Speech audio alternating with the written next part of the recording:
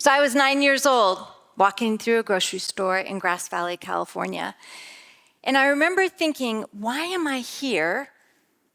What is my purpose? And who is God? I know it seems kind of odd for a 9-year-old to be walking through a grocery store, especially down the bread aisle, and be thinking, what's my purpose at 9? But the reality was I didn't want someone to just answer me with a pithy response. I actually wanted a sincere response. Why was I here?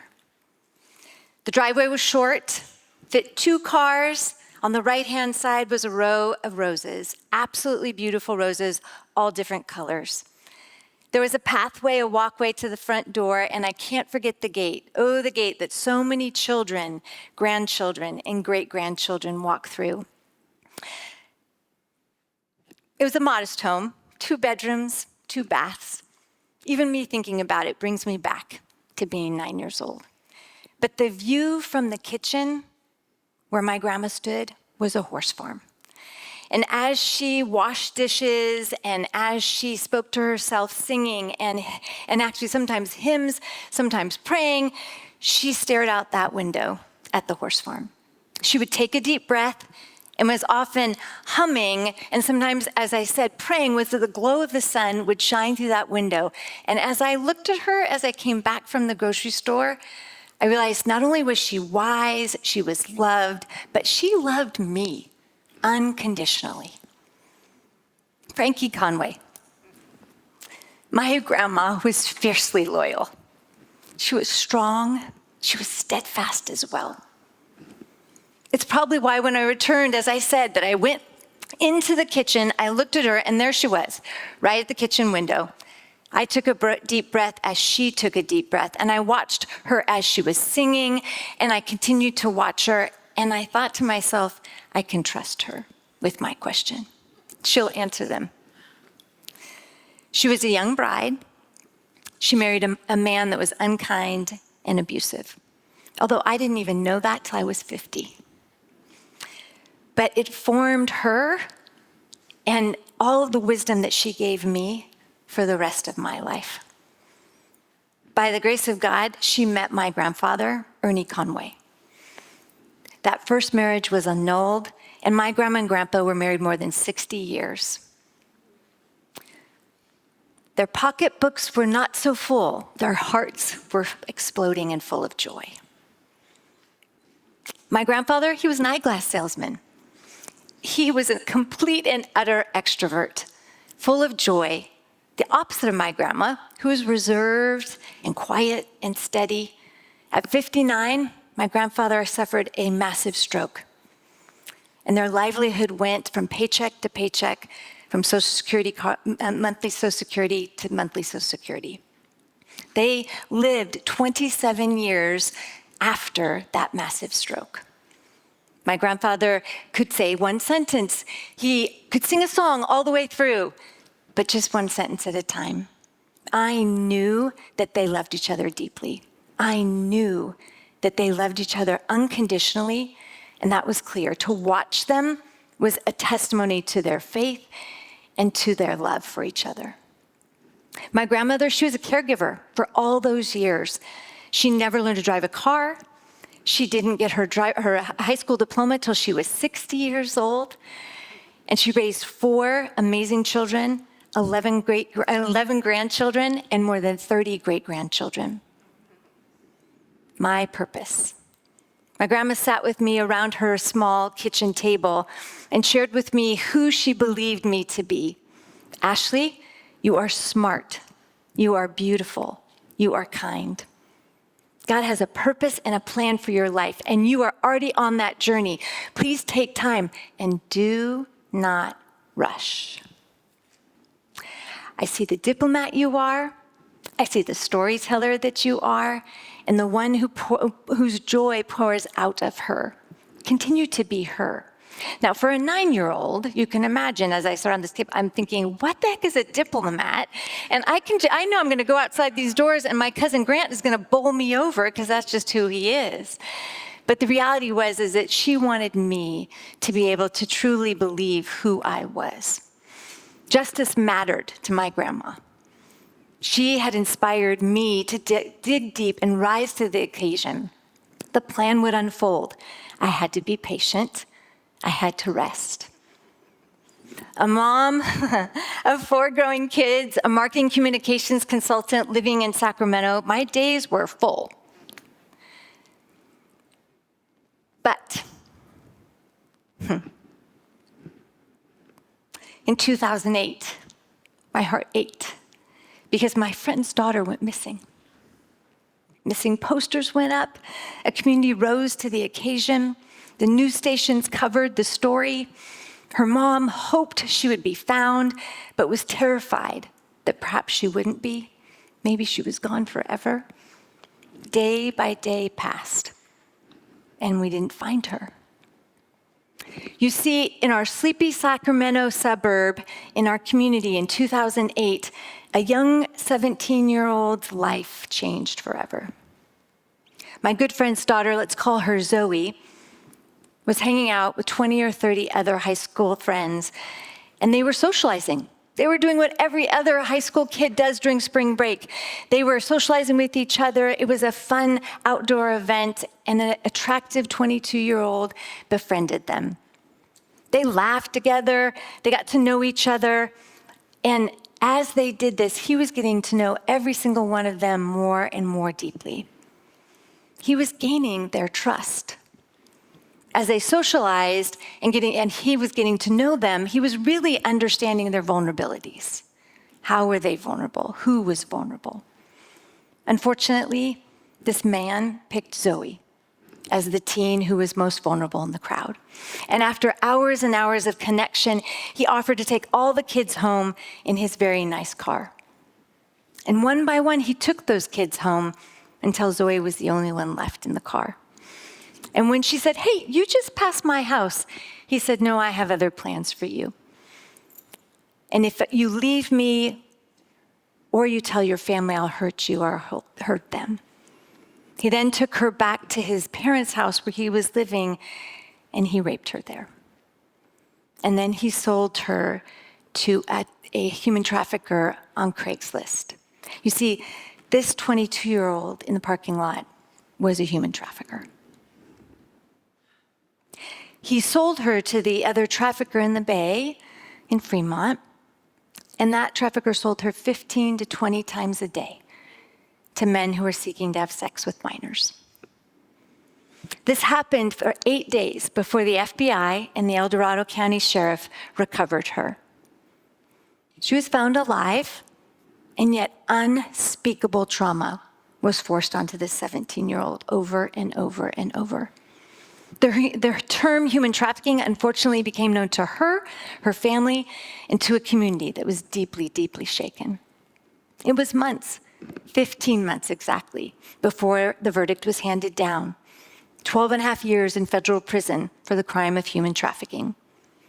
How could this be happening in the United States? People spoke of human trafficking all over the world, in Cambodia and Thailand, but in a sleepy suburb of Sacramento, I sat around my kitchen table with her mom, and we grieved. Zoe was incredibly courageous, and yet we felt helpless. Your purpose, Ashlie. Lean in to who you are and trust the plan. Those were my grandma's words.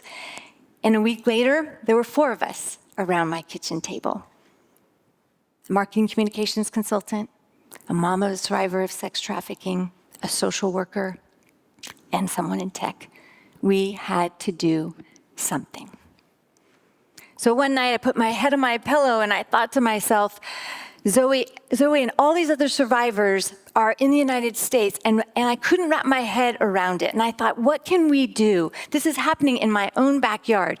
And as much as we had researched this, we started to understand the reality of what was happening in the United States. Human trafficking was very misunderstood. There were 50 million victims globally, and it's an industry that's $236 billion. It's equaling the beverage industry globally. So how could we stop this heinous crime? How could we be part of the solution? How could we have armed those 17-year-old kids in that parking lot that day so that they knew how to protect themselves? They knew how to actually make sure that their resilience was high. My purpose became infinitely clear. The nonprofit Three Strands Global Foundation was born, a nonprofit whose vision is a world free from human trafficking and whose mission is to mobilize communities to combat human trafficking through prevention education and reintegration programs. We focus,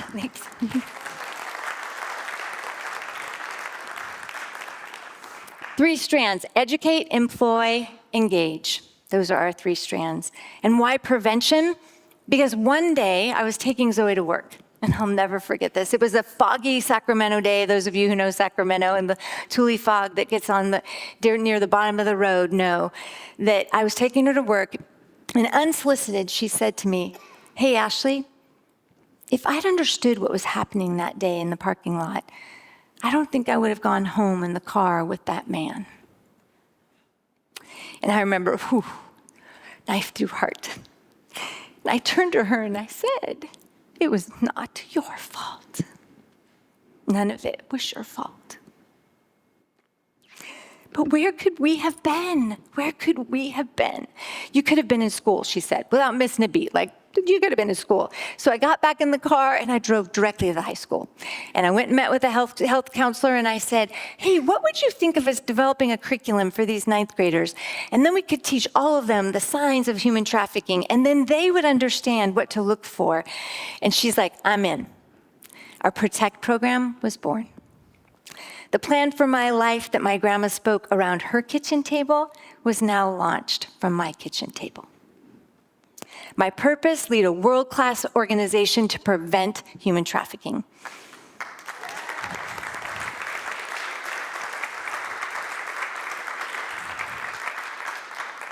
Three Strands Global Foundation's prevention education program began in El Dorado County in 2011 and scaled to the entire state of California with 26 volunteer educators reaching tens of thousands of kids by 2014. In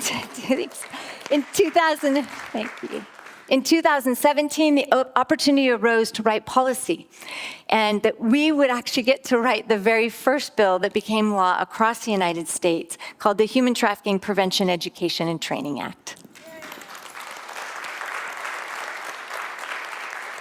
And then this bill was shared with multiple states who now have prevention education laws as well that mandate teachers and counselors are educated and trained to then teach students. In addition to that, we actually have federal legislation that we've been able to influence and put mandates so that people across the country actually are trained in protecting kids.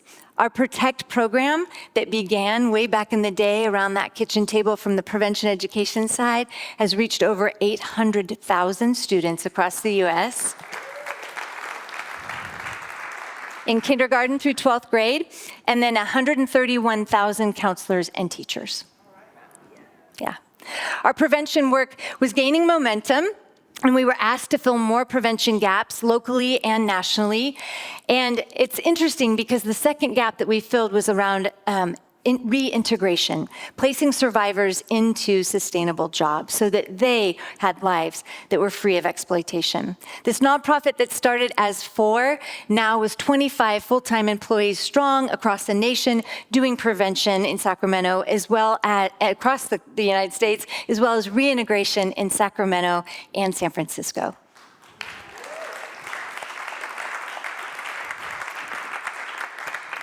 So here came the time. So how are we going to scale this even more? We've scaled it across the nation. We've got our reintegration going. But how do we do our prevention offerings? And how are we going to secure a physical building for our survivors in that reintegration program that I talked about, that drop-in center?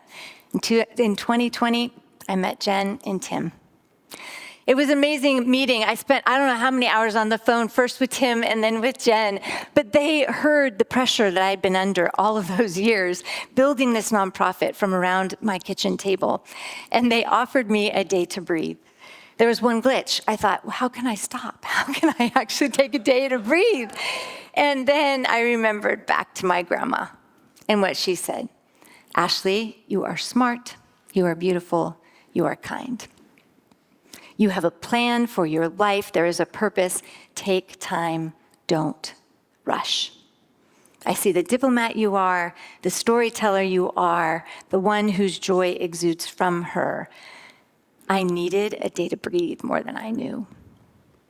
The power of pause. What a day to rethink, to strategize, to question, to learn, to be inspired, most of all, to breathe. What happened next? The table. No coincidence in the name. Our drop-in center in Sacramento. To date, we've placed more than 1,000 survivors into sustainable jobs in Sacramento and San Francisco. We launched a mental health program for our survivors. We added a survivor advisory board with 14 survivors who we pay as consultants for all of our prevention education programs. We have more than 8 prevention education programs now for communities, for corporations, for foster youth, for law enforcement, for those with disabilities. We've passed 8 new laws in California, and we've endorsed, thank you, and we've endorsed 18 laws federally, all to keep vulnerable populations safe. So Three Strands Global Foundation's CEO needed a day to breathe. To think, to be open to her purpose, and deliver on a mission that Frankie Conway always knew would happen. Thank you.